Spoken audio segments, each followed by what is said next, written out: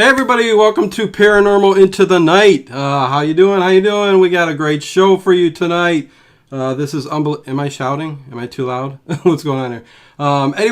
I see everybody in the chat already. Awesome. Everybody's really anticipating the show, which is very cool, which is called Abducted in the French Quarter by Alta and Chad Dillard. But first, let me get all the good old information out there, okay, you guys? Where can you find us? We're Paranormal Into the Night. Search it in your browser. You'll find us everywhere. Main places are Paranormal Into the Night radio show on the page on Facebook, and Paranormal Into the Night on Facebook, the group. Okay, the group is very... we do a lot of fun things on there. We do different things. We put up polls. We talk about, like every other paranormal group does, but we also got a show. So there you go. What else can I tell you? YouTube, subscribe, Paranormal Into the Night. You could find us on iTunes, okay? Paranormal Into the Night. Saying hi to Dave Plouffe in chat. Thank you guys for showing up. Barbara, Kathy, Verna. Nice to see everybody here. This is going to be awesome. What more can I say? We also air every Wednesday from 8 to 10 Eastern Standard Time on the Paranormal UK Radio Network. So go check out their site. It's www.paranormalukradio.network.com. Okay, they got a lot of great shows, so there you go. Let me give a shout out to Richard Giordano, too, from the Paranormal Code. He's on PSN Radio Network. Another great guy, awesome shows. And Leo over at Ancient Aliens Worldwide, biggest Ancient Aliens group on Facebook. I think he just went over 60,000, so big group. That's a lot of shout outs, but you know what? I'm spreading the love, you guys. If you even like horror, I could throw some of those out there to you, but we won't do that. No, you know what? Maybe I will. If you guys like horror and horror movies and old-time horror hosts and stuff like that, there's a couple shows you can check out. I got a horror show, too, out there where we do commentary. It's for fun, okay? It's for fun, but it's called The Late Late Horror Show. And I'd like to get these other people some subscribers. If you like the good old horror hosts back when they used to do skits and the horror movies and stuff like that on TV, go subscribe to The Mummy and the Monkey on YouTube. Okay, The Mummy and the Monkey. They do short little skits, just like the old horror hosts did back in the day. Where you had the little old TV turning the knobs. You got the coat hanger on there to get the reception in. All that good old stuff. So I know we went off kilter a little bit there. Leonard O'Neill. There you go. He showed up in chat. He's got a show, Orion Rising. Go over there and like his Facebook page too. He is interviewing people like crazy. So there you go. He's got tons of different people. A potpourri of paranormal. Right, Leo? So there you go. I'm going on way too much now, and I am going to jump right into the guest tonight. And I'm very, very excited to get into. And they've got a lot more stuff towards the end of the show to talk about. Again, my guest. Okay, I need a little drink of water here, but my guests, Alta and Chad Dillard. I believe I'm saying that correctly, Dillard. Abducted in the French Quarter. It's a book they got out. I put the link down below in YouTube, and I'll put it out there again too, where you could buy the book, I'm sure, from their Facebook page. And they'll let me know where you can get it too. But abducted, basically, alien abduction in New Orleans, French Quarter. So anyways, Chad Dillard and Alta Dillard, are you there? We are here. Thank you for having us. Hi, Dino. Thanks so much for having us. Of course. No problem. I'm glad I got in contact with you guys here. We kind of connected here from the Paranormal Into the Night page, and I'm glad you did. And you sent me a book. And, lots of interesting stuff we're going to talk about here for sure. So thank you again. And let's just get right into the meat of what's going on here. Tell me, okay, first of all, about the book a little bit, and then we will start off from the very beginning, how everything started. Where can they get the book? Is it on Amazon? Is it only on a certain website, on your Facebook page, or what? Right now, just through the Facebook page, working on a website, and then onward to Amazon later on, maybe. Okay, cool. And yeah, and don't disregard any of this, you guys. This is a great story. This is awesome. And I tell you, the French Quarter, New Orleans. I was talking to Alta and Chad about this right before the show started. First thing I think of when I think of New Orleans, and if we're into the paranormal and all this good stuff, and I'm into horror and stuff like too. So, Anne Rice, Vampire Chronicles, The Mayfair Witches, big fan. So there is a lot of history in the Louisiana area, and especially the French Quarter area. And this is where this all began for them, I do believe, and they'll let us know in a second here. So let's start it right off. I don't know which one wants to go first, but tell me how it started. Even though I read the book here and I know a lot about it already, the people in the chat don't. How did it all begin? Okay, so I'll try to frame this to some degree and then hand this back to Chad. It actually began with, first of all, I'm 10 years older than Chad. I'm born in the late 50s in the area of a reservation area of mixed native blood of Arizona. Okay. My beginning, if you will, is I don't have any, what I would say, honest, true memories, childhood memories until I'm about 9 years old. So what I recall, or what I'm able to share with you, is what my mother, who has now since crossed over, but when she was alive, periodically she would share this story with folks.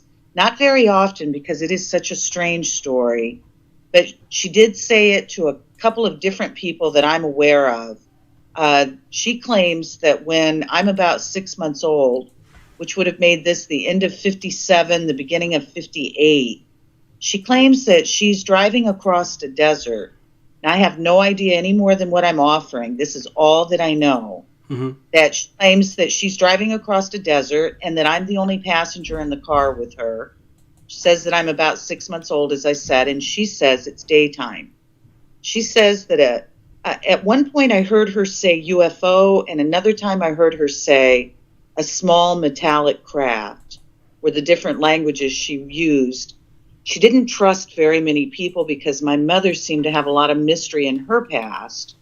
But what she said is that while she's driving, that either a UFO or a small metallic craft came down out of the sky and stopped her on the road.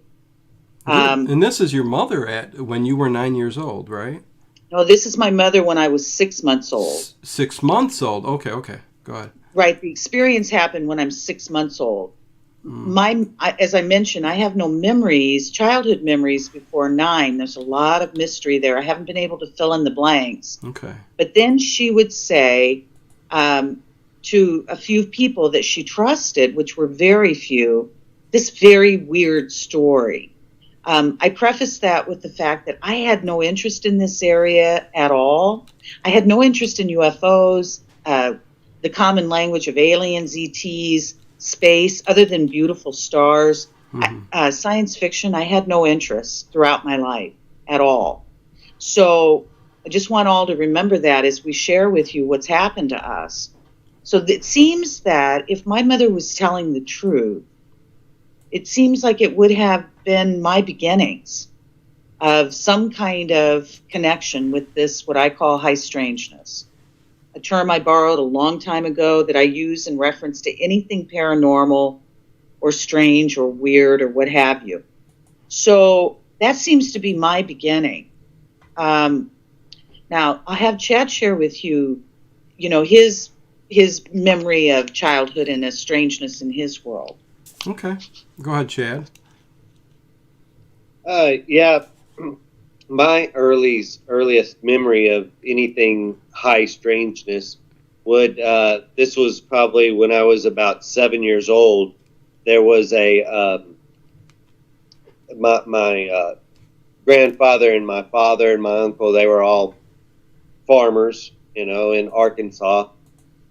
And we had a soybean field right out beside our house.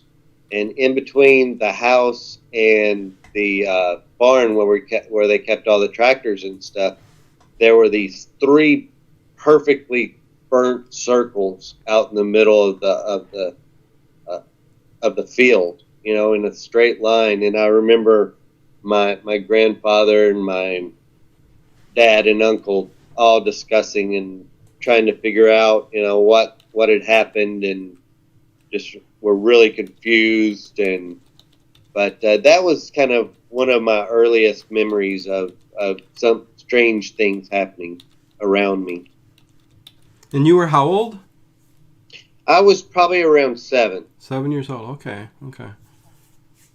So those are both your earliest memories of high strangeness, which is something gets thrown back right to Linda Moulton Howe. I remember her on Art Bell. She would always talk about the events and the high strangeness of all the paranormal events. But right. Yeah, very cool. So then Alta, after that very first memory that was told to you by your mother, anything after that? I mean, is there nothing that she shared with you that happened up until at least 9 years old when your memory started coming? Reference to the fact that this gets real tricky for me, language and labeling, but my mother seemed to become aware very early on in my life that I had, people use the word psychic. That's a word that I've not really particularly ever been fond about, because I find that all of us, I feel, have these kinds of abilities but I had the ability from early on to dream prophetically, dream as a little person about adult subjects. So she took note of this, of course, immediately at the point that I'm able to start speaking. I will just kind of move forward. My first memory, and it's very bizarre, is I am in some kind of a hospital setting. I am in a lab-looking environment. There is a gentleman that's sitting in front of me at a desk. We're divided in the middle by a small little wall, if you will. And this gentleman sitting in front of me has got a lab coat on. He looks like a doctor. It's very sterilized all around me. And what is happening is I'm being, I discover after the fact, I'm being tested for what was commonly called at that time. Now, remember, again, this would have been when I'm around 9. So this is the about 67, 66, 1966, 67. I'm being tested for ESP. That is my first memory. And the test is, I can't remember the name of the test, but it is where somebody holds up cards with symbols on them. And my objective apparently is to tell them what that symbol is. And apparently I rated high. This test, this first memory, took place at a location called Fitzsimmons Hospital. It's a military hospital in Aurora, Colorado. Okay. We apparently lived across the street from this hospital. Now, this hospital has been in existence, I discovered, because I had to become my own researcher many years ago, trying to get answers and help.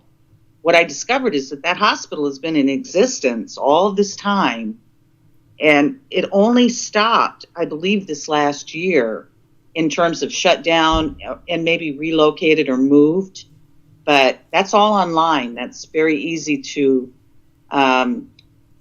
see for oneself if they wanted to look that up. But what I did discover is has become impossible. I never give up, but it seems to have become impossible for me to get any access to those records. Wow. Okay. I had a very short. Any reason connection. why they did that? I mean, anybody, I have your no mother, idea. your parents, or I have no answers to anything that I'm sharing with you. Huh. But you do have the memory of being there, and you know you were there, and you got the test done, and all of that. You know what I mean? Right, absolutely. What I was going to say, just to finish that little piece off, that portion of, our early beginnings, mine, a few years ago, somebody had suggested to me a long time ago to get in contact with a man by the name of Grant Cameron. Right. Cameron has made quite a name for himself, of course, in the UFO world and so on. And so I finally found a way to make contact with him. He was kind enough to respond to me. It was very brief. It was very disheartening, and he was very nice. But basically what he said to me was, forget it, that I'll never get those records. It was hard to hear. I don't accept that because I haven't been able to accept no on any of it, just trying to understand. But I realize it's quite a leap to get any further with any of that. Well, again, sorry if I didn't catch it again, but how old were you when this happened, when the tests were given to you? I was 9. Okay, so, you were a child, so I guess I can see where they can probably just take and hold all that back and just ignore you. Something, maybe as an adult you could have pursued a little bit harder, but wow, that's very interesting. You had no idea. Do you have any idea why they were doing that? Did you hear people speaking about what they were doing? Did you have any consciousness of what was really going on, or was it just basically just testing, showing you these cards and stuff like that? Right. Yeah, that's the memory. I mean, before that, there is no memory, and there's no baby pictures of me. My photos don't start until I'm about 2 years old, and then it seems like it's in excess. Like there's just so many of me, to the point of where I don't allow them now as an adult if I can help it.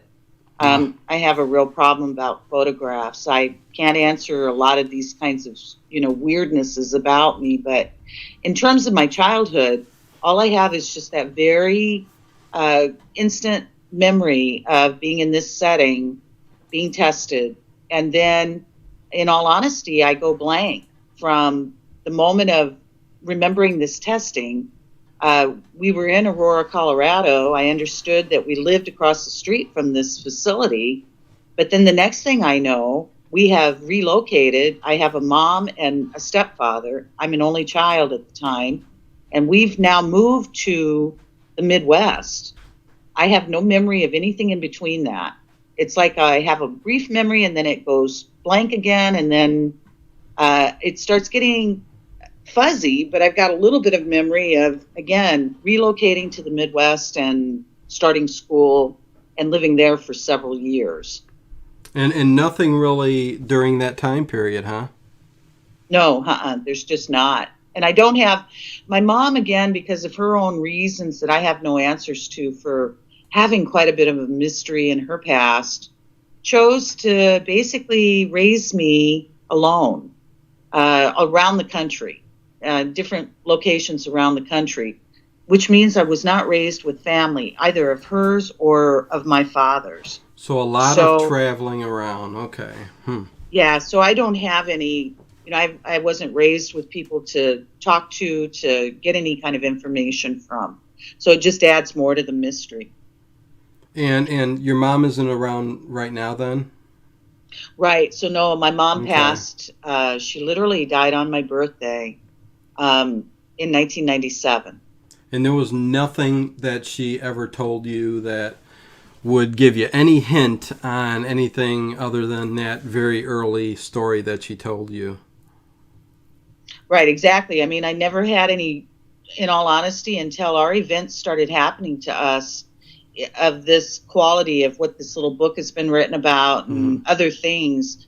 I had no interest in discussing anything further with her. I had no interest in, as I said, space or anything considered out there. Mm-hmm. I realized that it was a really difficult path for her to go down memory lane.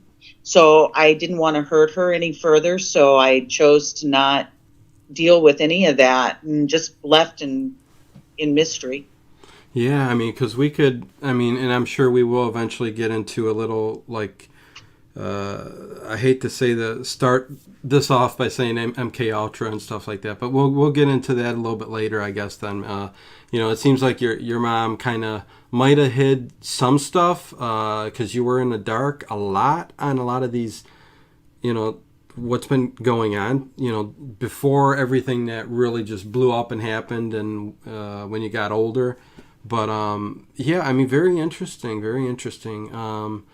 So how about Chad? Chad, during this time period, before you met Alta, anything other than that early experience up until you met her that had happened that was, high strangeness?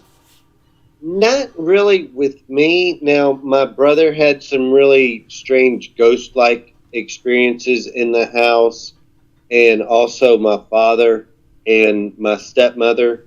They came home one time, and the whole house was rearranged, and so, and none of their friends claimed to do it. So, just some kind of weird things like that, but nothing really out of, Yeah. crazy out of the ordinary. Okay. So then, Alta, this takes us up to, I don't know if you want to just jump right into what the story behind this book is and when it started. So it basically begins, as far as I'm concerned, literally with Chad and I, what I call being arranged in 1990 in Little Rock, Arkansas, which is where Chad is from. Mm-hmm. My mother had relocated to that area. And then, of course, I followed her, and I would live there off and on for several years. I'd live there for a period of time, then I would leave the state, and then I would come back. And so in 1990, I'm 33 at the time. Chad was 23. I've never been married and no children. It happens to be on a Valentine's Day. I'm just in a big ferrump at that stage of my life. I was having a real hard time Mm-hmm. just kind of getting my grip with where I was at, what was happening in my world. So just to give you an idea of my mindset, it just was in a very poor place. I had been out of state. I'd moved back recently. I was staying with my mom. That was probably not a good idea. And, just too old and should have been better along, I felt, in my own life. So this was Valentine's Day. I had gotten a new job working in the medical profession. And this was an environment that I really didn't like at all. And I was very new. I think it was my first week or so on this job. Interesting. Yeah. I happened to work with this guy his name David, who was a young father, very much in love with his wife, had a new baby. And he was just a nice guy, just a really nice guy who hated the fact that I didn't have a date for Valentine's Day. Oh, boy. So he right. So he makes up his mind he's going to arrange me on a blind date that I didn't want. Because I'm already in a bad mood. Right. And I was very out of character that day anyhow, because I'm very social and I'm polite. And so, I have good manners. But on this day, I was just really out of sorts. So I'm not being particularly nice. Well, he doesn't care. He makes this phone call anyway in front of me Mm-hmm. to arrange this blind date. The story is the guy seems to be very interested in how I'm being described. And I've said this before, as I heard myself being described, I was interested in me too. So I'm thinking, dang, I'd take this date. But as it would not be of good luck for me because I don't have luck, my blind date couldn't make the date because he had to work that night. So now I'm really upset. It's like I can't get a blind date. I don't want a blind date. And it's just, one of those kind of moments. Right. I leave work and I did something highly unusual. So what I'm describing to you is very out of character behavior on my part, just period. Okay. I decide rather than stay at home and be around my mom that I didn't particularly want to be around, I decided to change my clothes, put on my casual clothes, and what I didn't do was I didn't drink and drive.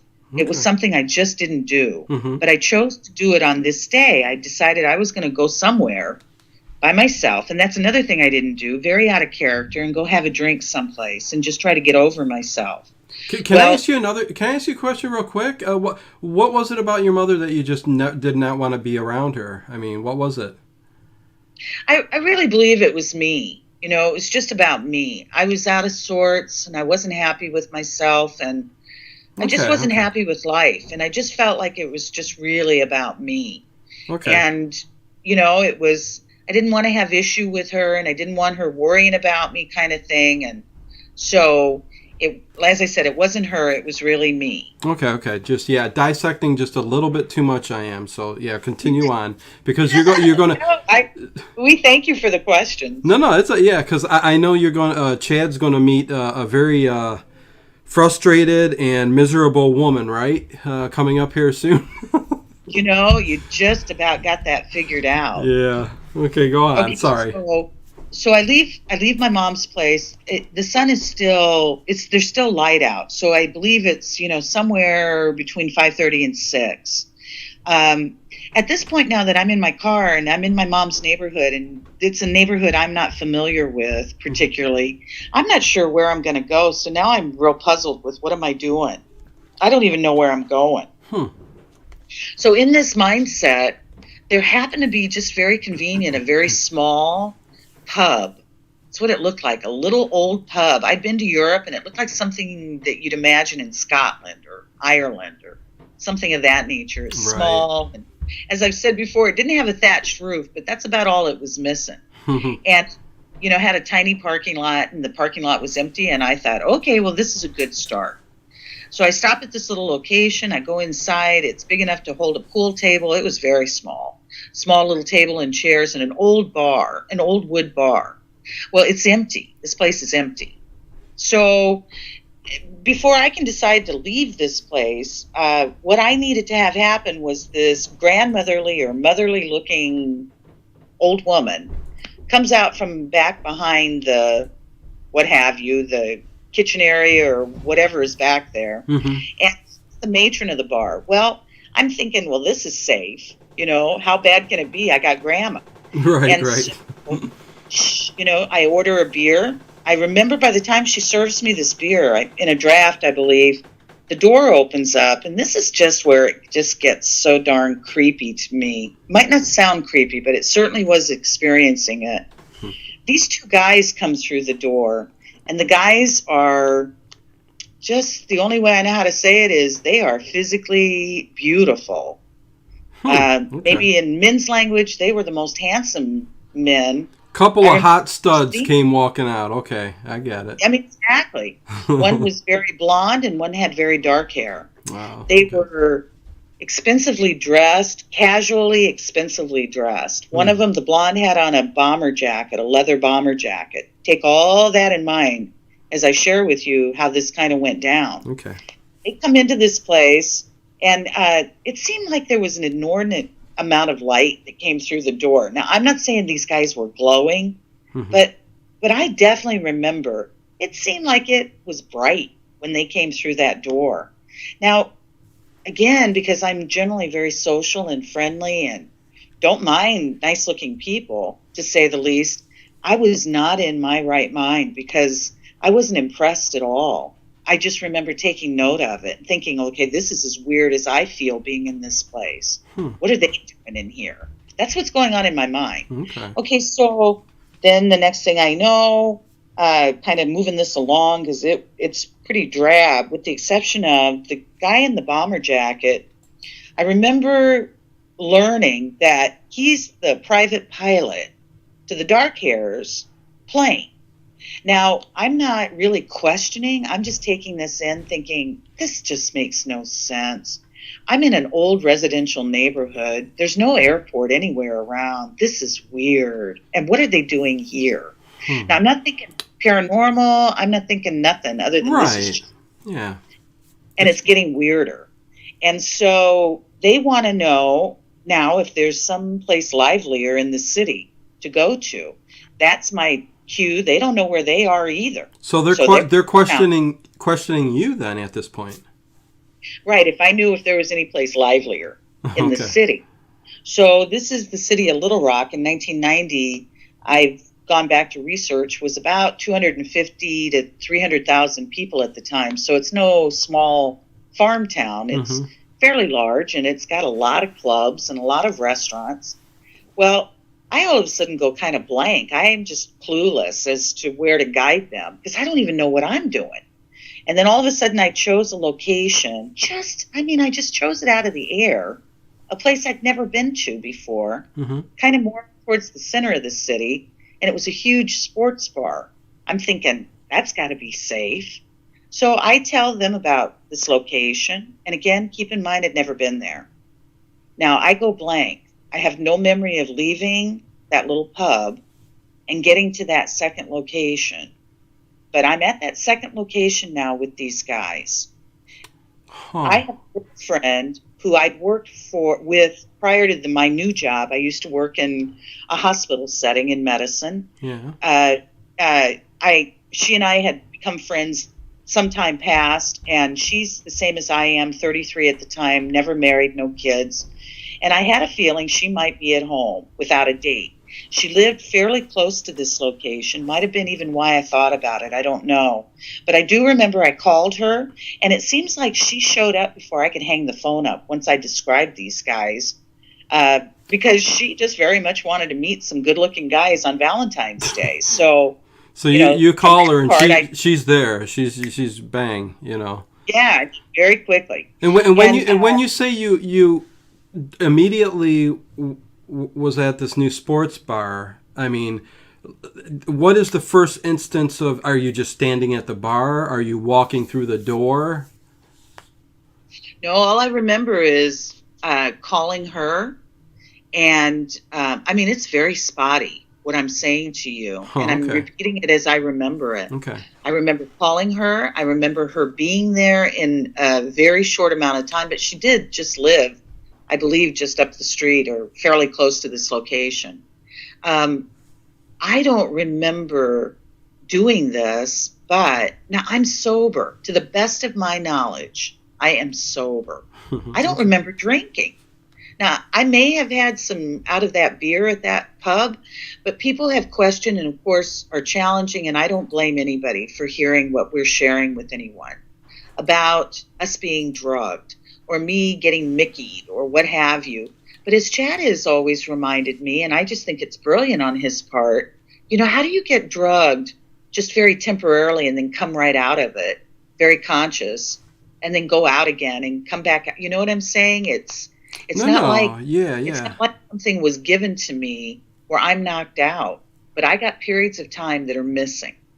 Right. So, I was going to say that it seems more like that than you were given something and then you all of a sudden just came out of a daze. Like you said, it's a little bit spotty. So there's a lot more, I think, going on than just being drugged. So, yeah, definitely. Wow. So, again, very weird behavior on my part. When my friend gets to this sports bar, I apparently introduce her to these guys. I can't begin to tell you their names. I don't remember their voices. I just remember how physically attractive they were. And they seemed to be very genuinely polite. But the next thing I know, I get them introduced, and then I choose to leave them and go to the other side of this big sports bar by myself. And just go sit up at the bar and be for rump. I was just sinking. Mentally, I felt like I was sinking. So this is before midnight on Valentine's. It's getting very late. The bar is filled up with, again, this is a large location. It's filled up with all these couples that are reminding me about love on Valentine's, and that's just making me feel worse. So I am sinking. I'm staring down at the floor. Next thing I know, there's feet down at the bottom of my gaze, and these feet have got tennis shoes on them. And this very sweet voice asked me if I wanted to play pinball. Well, that's one of the things that I hate more than anything. So I'm about ready to let this guy have it because I'm in the mood. As I start up his legs with my gaze, I'm taking it in. He's fairly tall. He's slender. And like I said, I'm about to not be very nice. But I get up to his face, and he's got a beautiful smile. He's got beautiful blue eyes, and he's just a happy guy. And all of a sudden, I get over myself very quickly. And I go join him, and we begin to play pinball. And then I'll have Chad share, so he really can speak. As I don't want to dominate this, but I'll have him share with you what we discovered upon playing pinball. Okay. Well, I went over and asked her to play pinball. She came over and we played a game, and then we were going for our second game, and she says, "Well, what's your name?" And I said, "Chad." And she says, "My name is Alta." She goes, "Do you know a guy named David?" I said, "Yeah." "Did he call you today?" "Yeah." "I'm the blind date that we were you were supposed to have." So we were the blind date that didn't happen, that happened anyway. Wow. So okay. it's just kind of, very, very strange. And then, You've never been there? Yeah, this was a place I'd never been. I'd worked that night. I worked in a really kind of trendy oyster bar at the time there in Little Rock. And, all the guys that I worked with, nobody had dates. So we all jumped in cars and, went down to play darts. Well, when I get there, at the club, I'm like, I don't really want to play darts. So I just go over there by myself and start playing Elvira pinball machine. Awesome. But is this your first time there too, Chad? Yeah, this was the first time I'd been there, and Okay. and this was really close to where I was still living with my mom at the time. So, and this was just fairly close to my mom's house. Interesting that you guys would both end up being there the same time, especially the whole blind date thing. But okay, so this is where you guys first meet up and connect. Right. Yeah. And then just, if I may, I'll just, as I say, kind of tie that portion of the story off with, Chad and I leave this location. Chad's staying with his mom at the time. He's sharing half of the house. She happens to be out for the evening at her boyfriend's house, so he invites me over. I'm very nervous. It's been a long time, other than my mom, since I've been around somebody's mom or in their house. So, again, keep in mind, big age difference between him and I, but you couldn't tell that, nor can you tell that now with us. Mm-hmm. Nobody's ever known of that kind of age difference between us. So we're just having a really good time, and I end up spending the night over there, but we literally, are up all night long, like being in a dorm, like a college dorm, with music and playing and carrying on. And I mean, we're just having a great time. His mom comes in that morning, and now I'm looking for the exit because I'm getting very nervous that I'm in a mom's house. Yeah. And she's very sweet. She walks in, and she's come home to change her clothes because she works for a doctor, got to put her uni on and go to work. So as she comes through the house, Chad introduces us kind of as she's going past. "Hi, Mom, this is Alta. Alta, that's my mom," calls her by name. She says, "Nice to meet you," and off into the bathroom she goes to get herself cleaned up and changed. In the meantime, the way I remember this, she calls Chad into the room. Now I'm getting extremely nervous. Mm-hmm. He's in there for a minute or so. He comes back out of the room, and she has just reminded Chad that her father, his grandfather, who at this point had crossed over a few years prior to me coming into the picture, the world knew this man is George, but on his tombstone, his gravestone, is his birth name, and his birth name is Alta, and that's my name. Wow. And his last name is Duncan, and that's my mother's last name. Really? And, Huh. right. Wow. Okay, so I see everything lining up here. There's a lot of very interesting coincidences, or maybe not. So yeah, continue. And why are you so nervous during this whole meeting and being around his mother and all that, is this just the mood and the state you were in at the time? Well, it's just, well, again, I'm at that point, 33, and I haven't dated a guy who's connected to his mom, living with his mom since I'm in college. And it's just a very weird environment because, again, I hadn't been in that environment for a very long time. I didn't know how she would react Right. to having in her home and knowing I'd been there all night long. But it was all cool. Everything was great. And again, keep in mind, I was in a strange frame of mind anyhow. Right. I had from one extreme. I feel this is all part of the arrangement, though. Let me add that. What I'm describing to you is very abnormal behavior for me. So I just add all of that because, as far as I understand, that's all part of this story. A lot of it I cannot explain. There's so much I don't have answers to.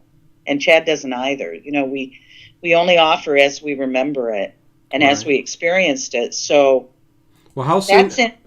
Or go I'm ahead. sorry. I don't want to interrupt you, but I was just going to get to how soon after all of this does the actual abduction take place? Right. So now I'll move us to this. The arrangement took place in 1990. There's no doubt to me, and never has been, that we were arranged. And then we married a year later in 91. Now I'll fast forward us to 1995. Okay. Chad and I have relocated to Louisiana. My mother had moved to Louisiana. We're living in a community outside of a small college town called Hammond, Louisiana. We're living outside of this town a few miles. I'll have Chad describe to you what happened to us there. Okay. Yeah, this was kind of our eye-opening moment, I guess you could say, to the paranormal high strangeness world. We were going into town for dinner, and we just come into town, and we go around this bend in the road, and there's this group of trees, and back behind the group of trees is the local, super-sized Walmart. Well, we get around this group of trees, and we look up in the sky, and there's this craft, and I mean, it's huge. It's low to the ground, I would say below cloud level, and it's very dark, black, kind of flat. It's kind of a rectangle shape, but not as wide in the front as it was in the back. The back part of it was wider, kind of like a triosceles or something like that. Okay. A couple of two or three lights in the front, 3 or 4 lights in the back, moving extremely slow, if at all. How far away from you? How far up in the sky? This was, right there. It was. We came around the group of trees, and it was right there. It was. Yeah, it just took up the sky. It was. Now, So it was a massive. It was very massive then, right? I mean, it was a big craft. It was. It had to have been low to the ground because it was just so big, and and again, this is happening very fast. This is to the left of us, the left of the road, left hand side of the road, and the right hand side of the road. I'm driving, Alta's in the passenger seat, and we look up, we see it, we look back at each other. I look back up at it again. Alta focuses back on the road, kind of in front of us. I focus my focus back, and it was like we were saying, okay, if we don't look at it, it won't see us. If we don't look at us, it won't know we're here. We didn't see anything. Moving right along here. So you were trying to avoid it then. Yeah, it was like we didn't want it to realize that we saw it. Okay. Again, this is all without saying anything to each other. we focused back. Yeah, we focused back on the road. We went on to dinner. We never talked about it. We never discussed it.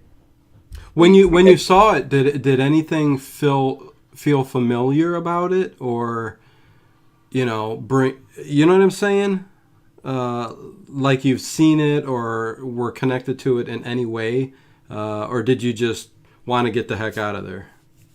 So I'll just interject very quickly. My words are, my brain exploded. I didn't know what that term meant until I experienced that. My brain exploded.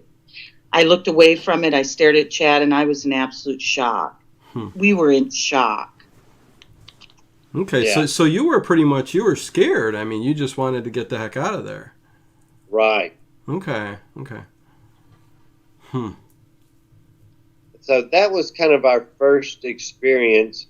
I do remember the next day either hearing on the radio or seeing in the newspaper that other people had reported this, a sighting in that same area. Now, that when we were having our experience, I didn't see anybody pulling over to the side of the road or, pointing into the sky or anything like that. But apparently other people had seen, and experienced, something strange in the sky that same night. Okay. So then where do we go from here then? Okay. Go ahead. Oh, I'm sorry. I hate stepping on you. No. Go ahead. I'm taking it all in just like everybody else. It's a very intriguing story, and just taking it in, waiting for the abduction to happen, and Right. but we do need to hear the story leading all the way up to it. So I do understand that part because it's very important in the story. So yeah. So what happens next?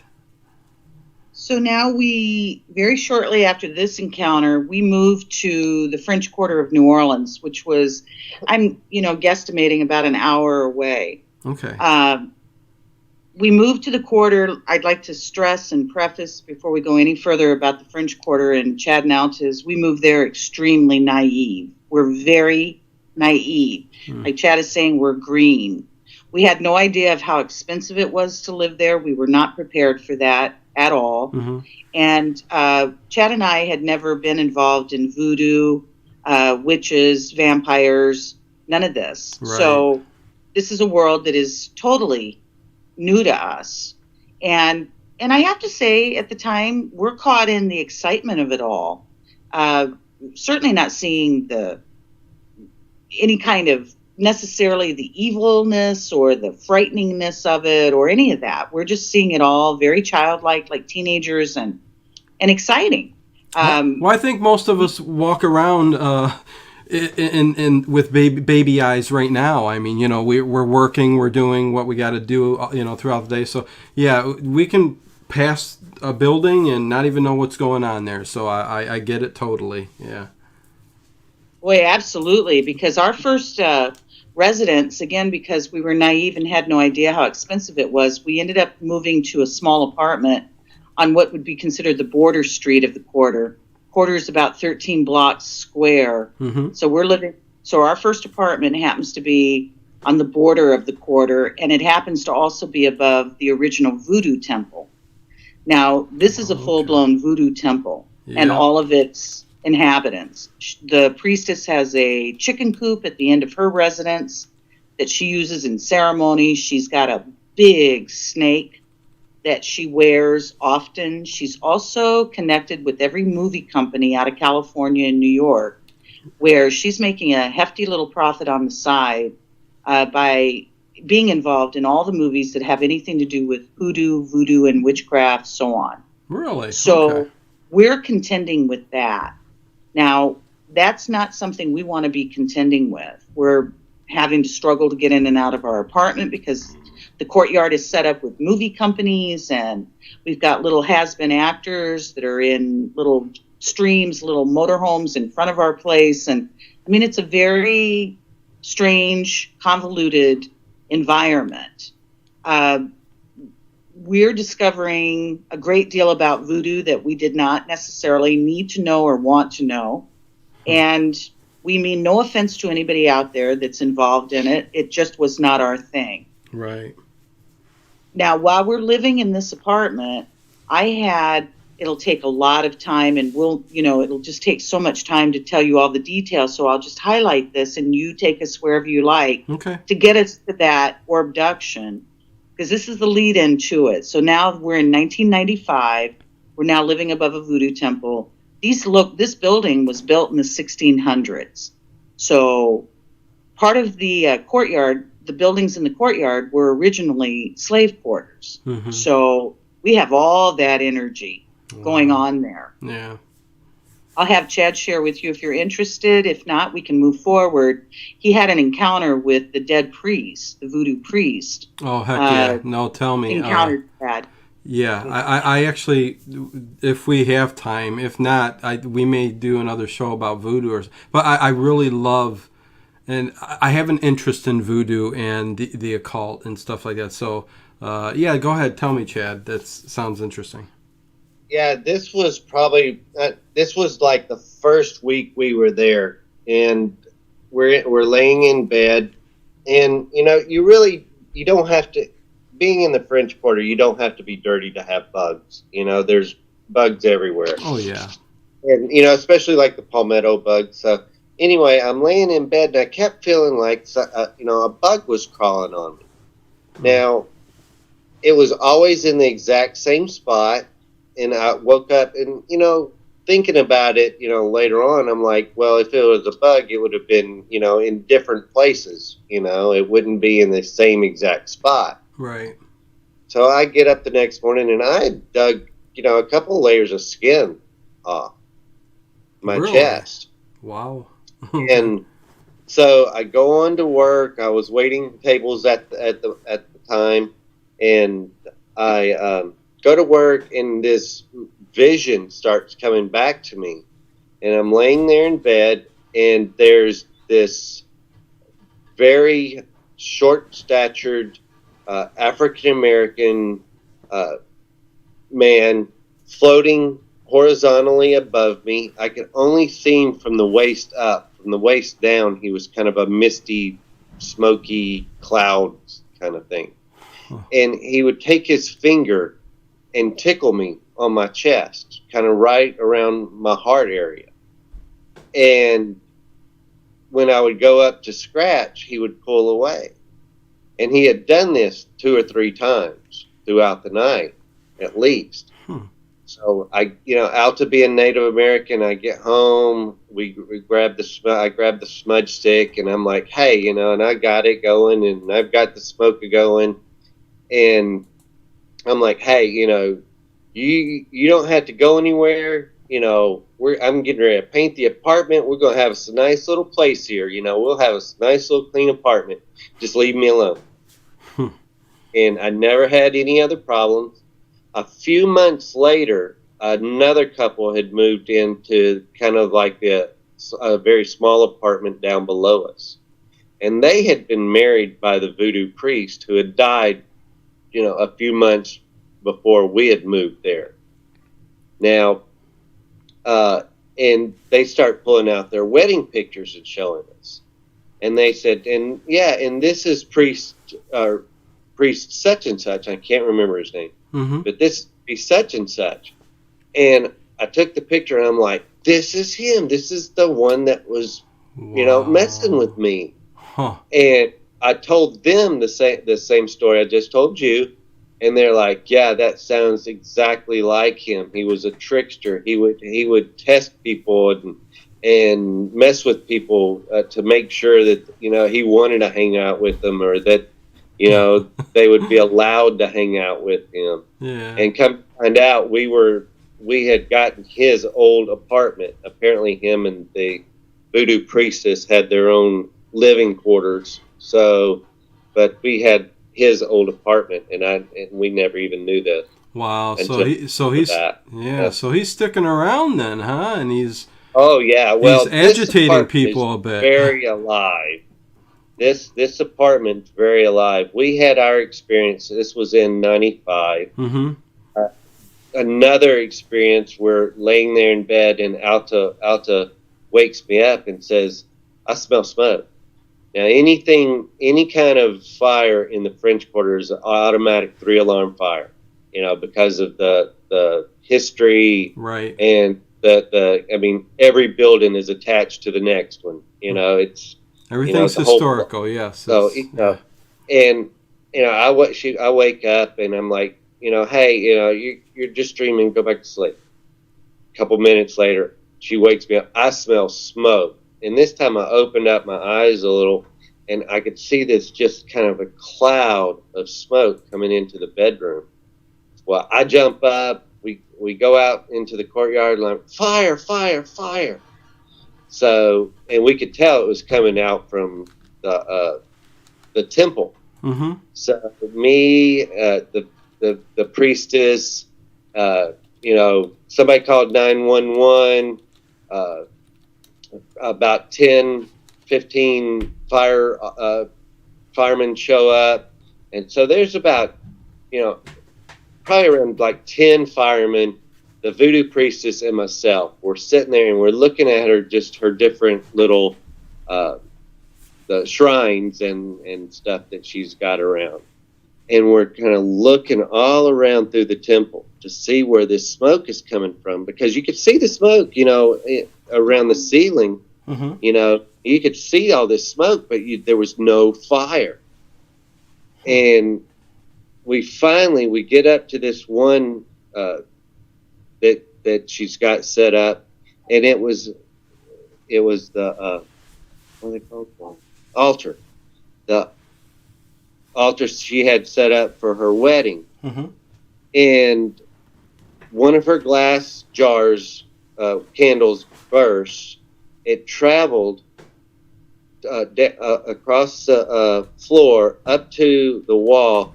It kind of went up the wall a little bit and stopped right at the pictures of the saints. Right above the pictures of the saints was her wedding dress and his suit, that she had up for their anniversary, for their altar. If it had caught that wedding dress, the whole place would have, it would have been much, much worse. Wow. So this happened in 95. 10 years after this, there was a very bizarre murder. Ooh. There in that same building where this guy, I'll give this to Al to kind of, she can explain it a little bit better. Okay. It happens to be in our apartment. 10 years later, Mm-hmm. a young couple who got some notoriety attached to them for being a young couple, very attractive, good alcoholics, good drug addicts. Wait, did you say good alcoholics, good drug addicts? Right. Okay. In the sense that, they worked very hard at that. Okay. As well as they were very likable, apparently, in the community. Okay. They managed to survive Katrina. They refused to leave, where everybody else was pretty much run out or forced out. They chose to stay. They stayed in our apartment because now at this point it's their apartment. So they get notoriety. Lots of folks from around the world were giving them a lot of attention, and they're just having the time of their life. And then next thing we discover is the guy goes to a local hotel that happens to have a band playing on the rooftop and drinks and hors d'oeuvres and so on and so forth. He goes to the top of this place. He spends quite a bit of time up at the top of this hotel, enjoying himself, and then walks over to the edge of this hotel and jumps off and commits suicide. When he hits the ground, this is a very horrific story that I'm surprised Chad let us into, because it is so horrendous. And I just want everyone to know we did not experience anything like this. Mm-hmm. But what ends up happening is he has left a note in his pocket for the detectives. So when they get to him, he tells them to go to his apartment. And when they get there, There's all kinds of craziness scribbled across the walls. I'm not sure in what, blood, feces, I'm not sure what all, but all the walls are covered in some kind of graffiti. I don't remember what it says. And this young woman is in pieces. Part of her is in the oven, part of her is boiling in pots on top of the stove. Wow. And her other parts are in the refrigerator. Now, some young man out of New York City chose to move here and write a book about this. I believe the book is titled, it's a New York bestseller. You'll actually see the apartment on the front of the book, I believe. Anyhow, I believe it's called something like Shake Off the Devil or Shake the Devil Off, I believe is the title of that, if anybody is interested in seeing that insanity. There's documentaries that have been made about this. Okay, so that's 10 years after we lived there. Kind of a cannibal going. Yeah, cannibal. If I might back up just very quickly again, don't need to go into the details, but Chad shared with you his ghosty experience with apparently the voodoo priest. Yeah. I had an experience with a girlfriend of what I call a time slip that seemed to involve what may have very well been, I can't prove anything I'm saying, just repeating as I experienced it, women that may have been slaves on that property, or at least from that period of time, as well as at the same time an encounter with what I say is a Virgin Mary-like apparition. Now, this all happens to me while living in that apartment. Again, great deal to all of this, but this is the kind of craziness we're experiencing in the apartment. 10 years later, then you hear that insanity. Now, fast forward 10 years later, which happens to be this last year, and I had chose to return to New Orleans. We've been gone since 2001. We returned this year to discover that voodoo temple apartment has burned down, and the temple has burned down. Wow, really? Oh, man. That is unbelievable. What's that, Chad? It was Alta. She said it was just crazy. Yeah, it's that building is definitely alive.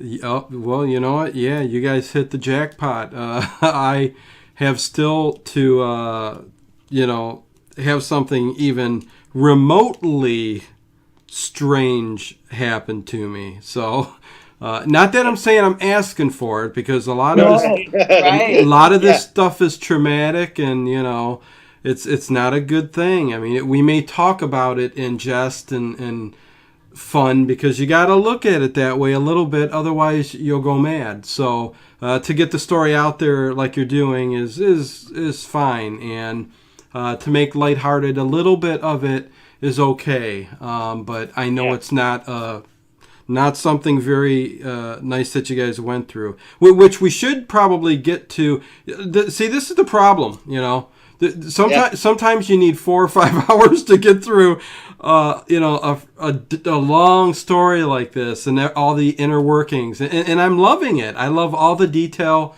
that you guys are putting into this, and really going through every little aspect of what happened. But we should probably get to when the abduction, which I'm curious for you to talk about, happened. So we're going there right now. Okay. So we come out of that temple area. We've moved up in town. We are doing quite well with ourselves. We're making a good name for ourselves in the community. We're now fast forward to 97. Chad and I have relocated into the inner part of the quarter, into a beautiful townhouse.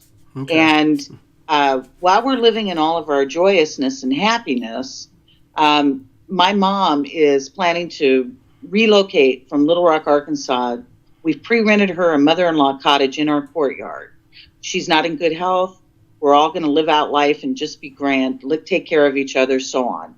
It was not meant to be. My mom was to arrive. She was going to come supposedly to surprise me for my 40th birthday.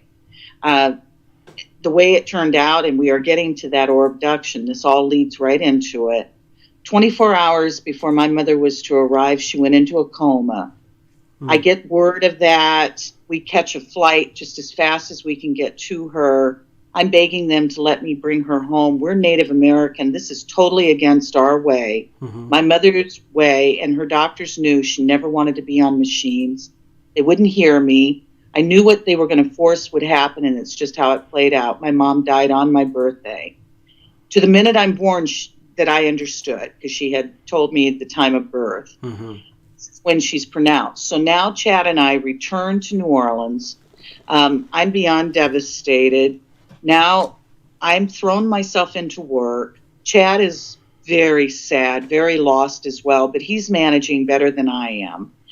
Now let's fast forward 3 months after my birthday. My birthday's in May. Now we're in September of 97.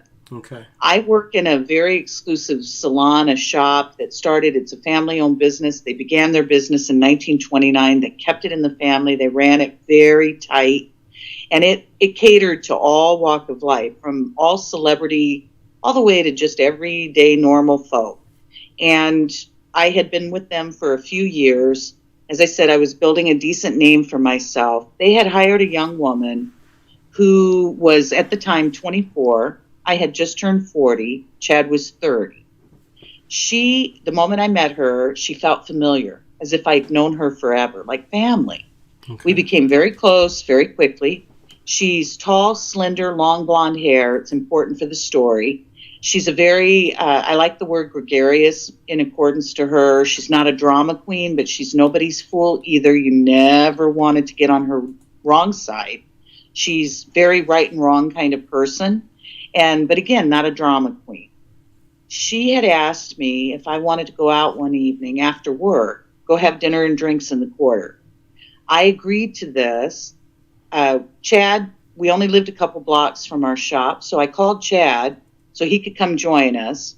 We're all on foot because it's only 13 blocks across the quarter. So our evening was very spontaneous, and we're going to start our evening and just start from one end of the quarter and work our way across it. We're going to stop anywhere we feel, do anything we please.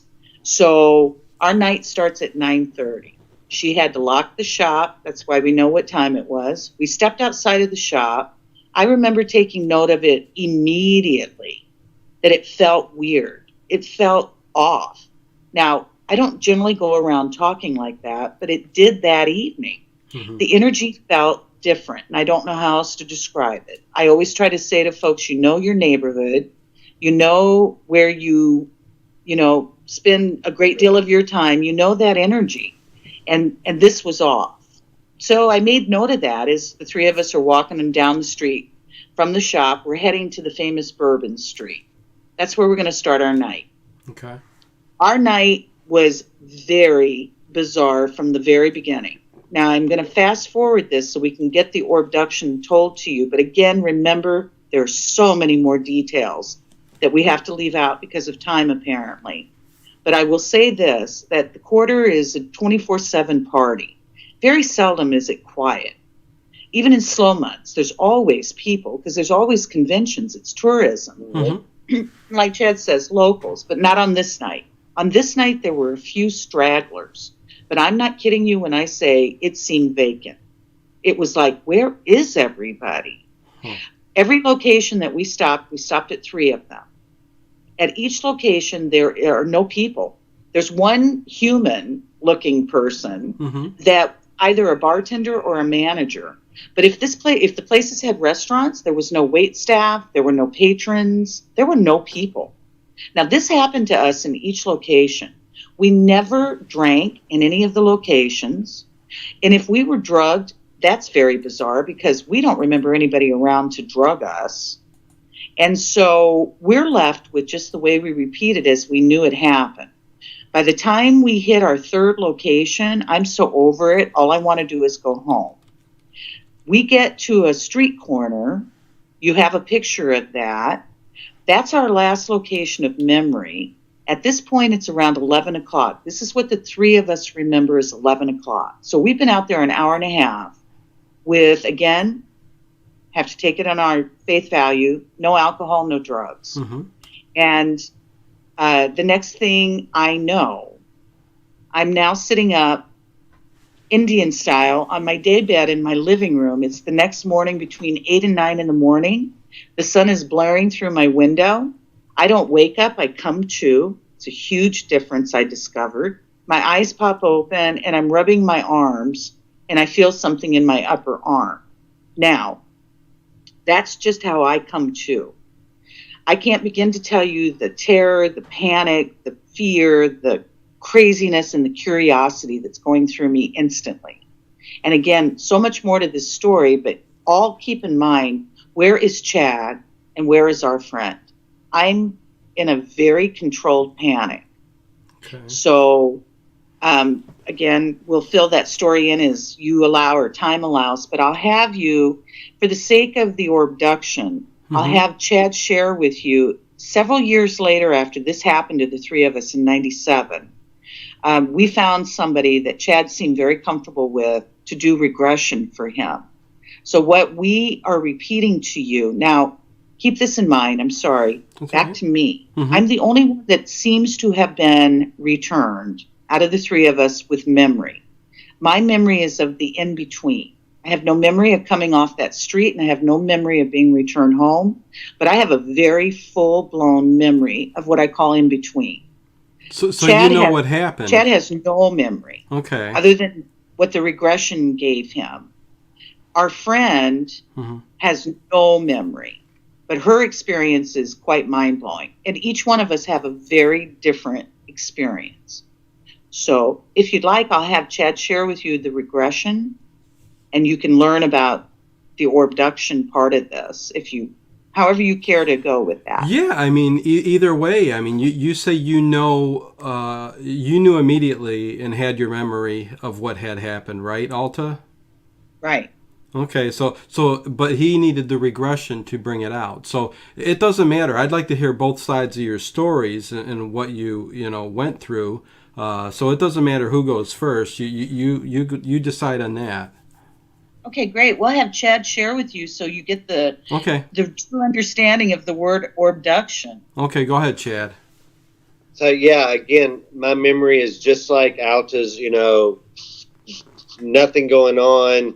End up at that corner, kind of mid-block, actually, kind of standing on a stoop, and Alta's sitting, and I'm standing there, and Alta's just like, I'm just ready to go home. I'm just ready, and that's, my next memory is waking up in bed the next morning.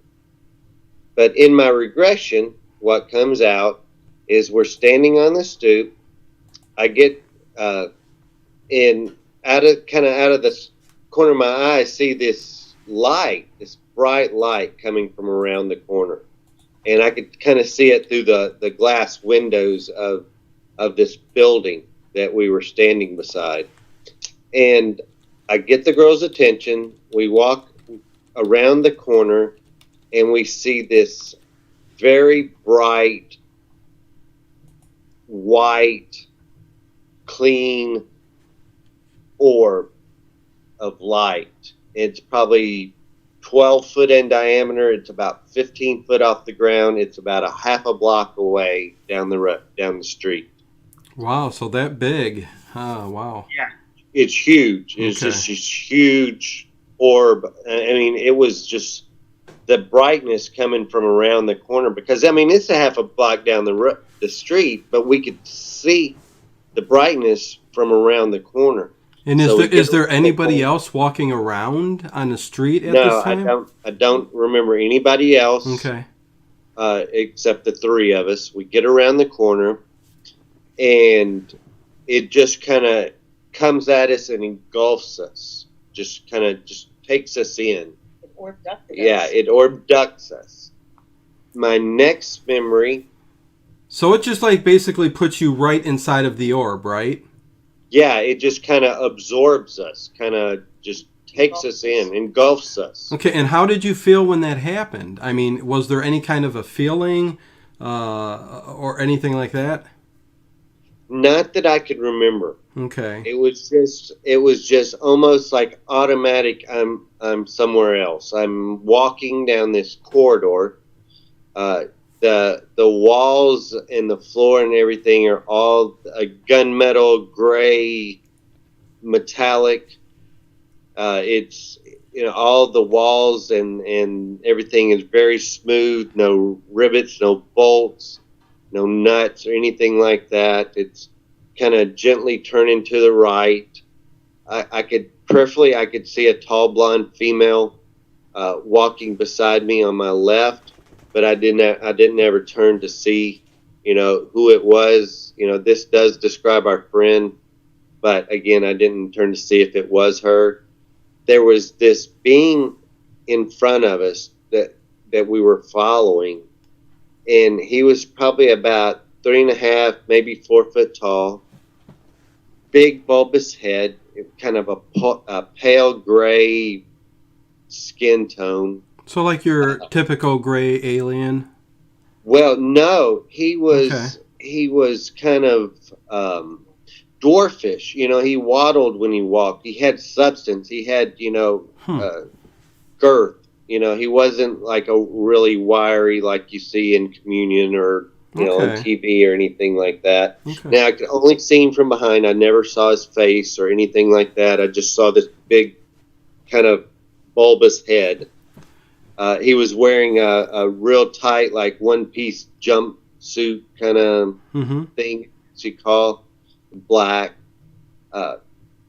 My next memory is and was this orb room. Was this orb? Were you? How am I trying to say this? Was it taking you, or were you walking with it? You know what I'm saying? Who was in control, the orb or you?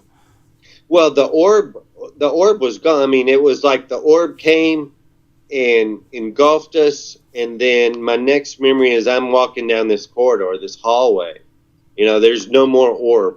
So it was guiding. Okay, so it brought you there, and then you're just walking. Gone, now I'm following this little guy. Being. I hear you. Okay, this little being. This whatever he is.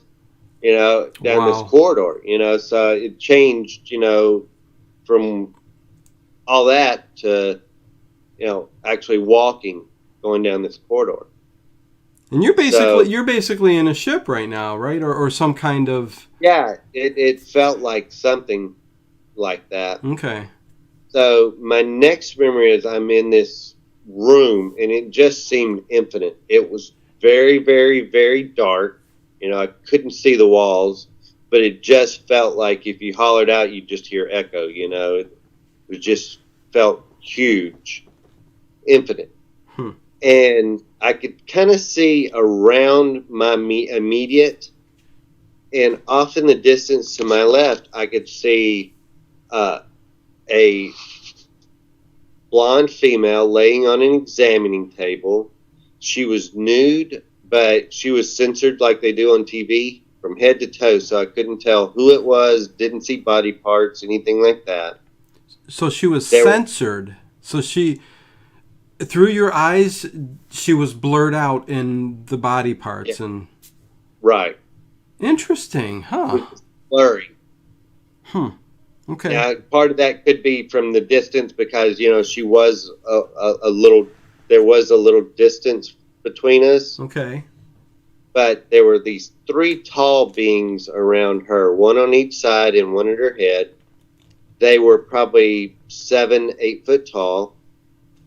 Very praying mantis-y looking or buggy looking. Their mouths were down closer to their chin. Big, almond-shaped eyes.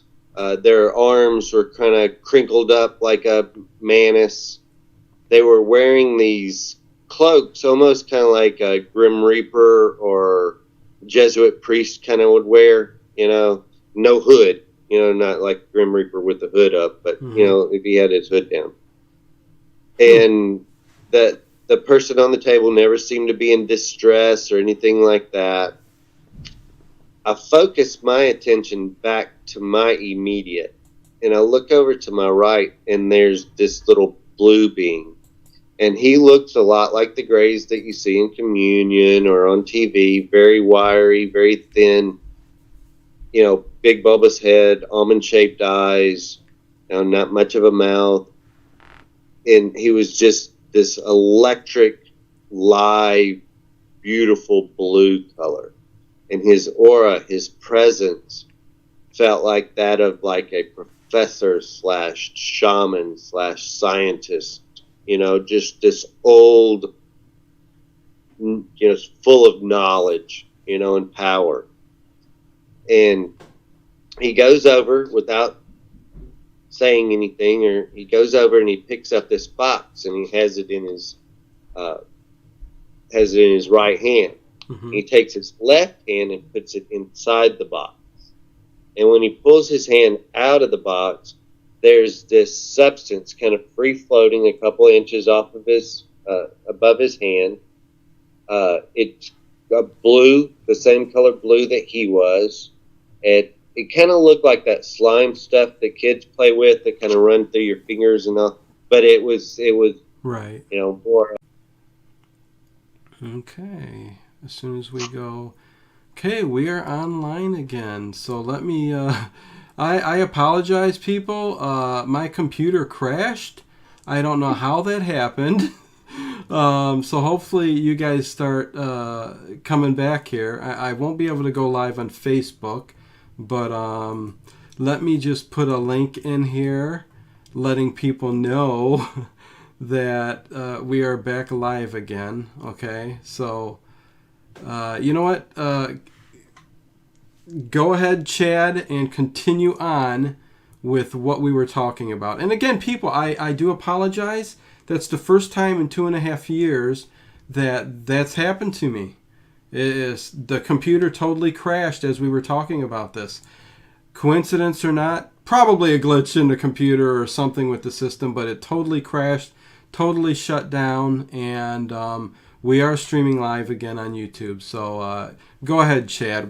I think we ended with the slime.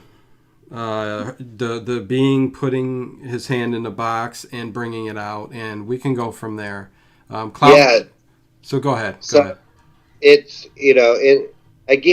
it's blue, the same color as him. It had like little metal or glittery kind of flakes throughout it, and it was contained, and it was about the size of maybe a quarter or a half a dollar. Kind of round, but kind of undulating and moving around.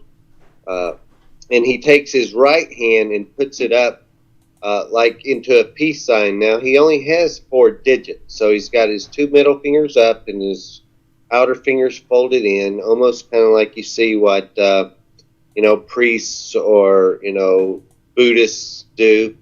And when he does this substance starts spinning.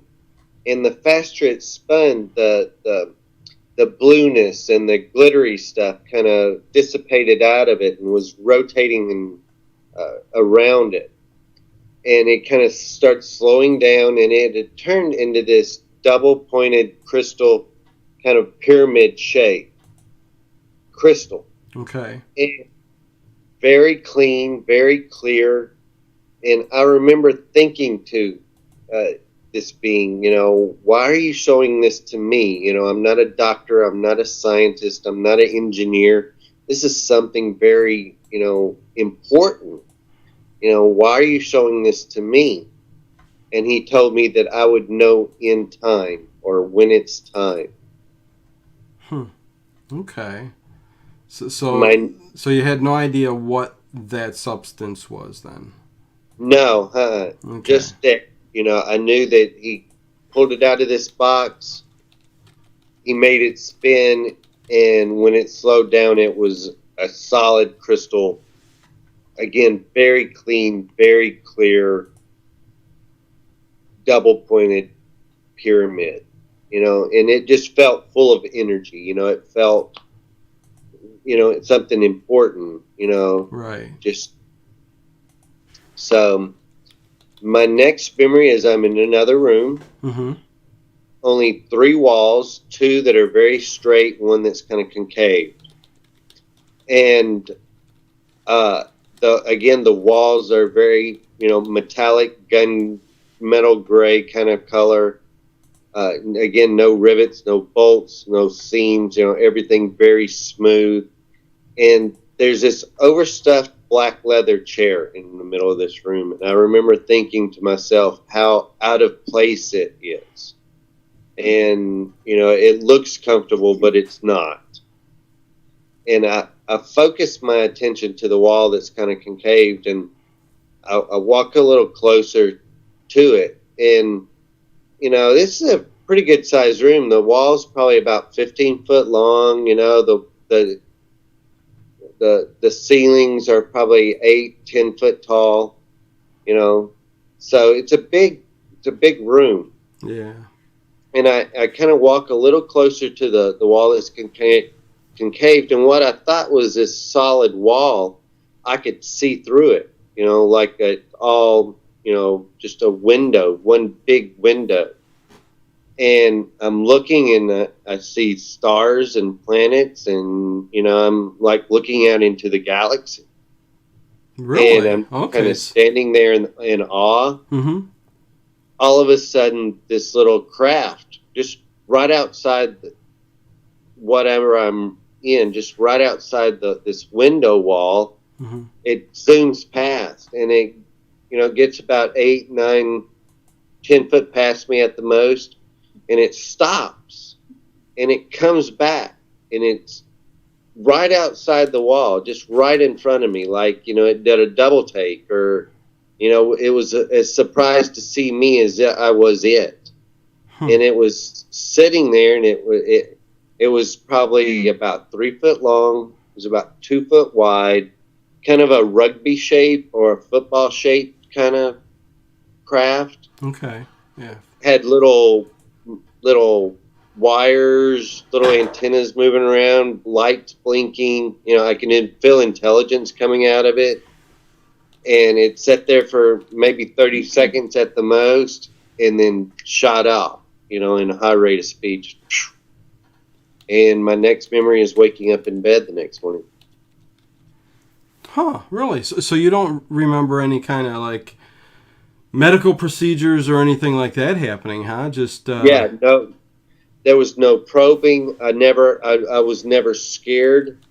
I was never anxious. I was never anything negative in my experience. I do have, some gaps, I believe. Mm-hmm. In this memory, I believe there's more to it that I haven't discovered yet. But I don't remember any kind of negative feeling in my experience. Huh. Okay. And Alta, how about your experience? Was it any different? Same kind of thing, or totally different? Right, totally different. Okay. And then also, if I may, because we've been given permission by our friend Uh-huh. that was taken with us, if you're open to this, to let me share with you her experience, because Sure. it's very different than mine and Chad's. Oh yeah, sure. Okay, so first of all, let me begin with right before this night that the three of us were abducted. Mm-hmm. She, remember again, she's 24 at the time, no boyfriend, very single. She had been dating a guy for, I say, a minute, a very short amount of time. His name is Will. I called him Dark Boy because he was her opposite. He was very attractive, but he had long dark hair, and he just felt like he had a darkness about him to me. She decided when she wasn't interested in seeing him any longer, in a very polite way, she invites him over to her apartment. She lived in a duplex. This is in the middle of the daytime. Mm-hmm. They're out on the front porch. She's very close to him, face to face. She's basically, I believe, saying to him, "I like your butt," kind of language. "I'd like to see other people." She says as she's telling him this, he's becoming extremely emotional, like internally. This is how she's kind of describing this to me. Mm-hmm. She says then he turned into a wolf. She said her head flipped away from it, and I knew exactly what she was saying because I heard what she was saying was shock. Just like what I went through when I saw that massive floating city that couldn't be there the first time in 95. My head flipped sideways. She said she looked back at him, And he must have shifted. Now, this is all happening very instantaneous. He must have shifted back into human and then shifted a second time in front of her face.